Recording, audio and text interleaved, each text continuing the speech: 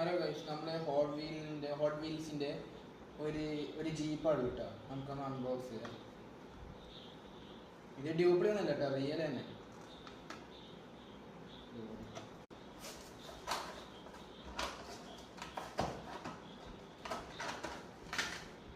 സാധനം അടിപൊളി സാധനം, നല്ല കട്ടി കൊണ്ട് കാണുന്ന മാതിരിയല്ല, അടിപൊളി നല്ല ക്വാളിറ്റി കൊണ്ട് അങ്ങനെ ചമക്കി വെക്കാൻ പറ്റിയ ബെസ്റ്റ് സാധനം.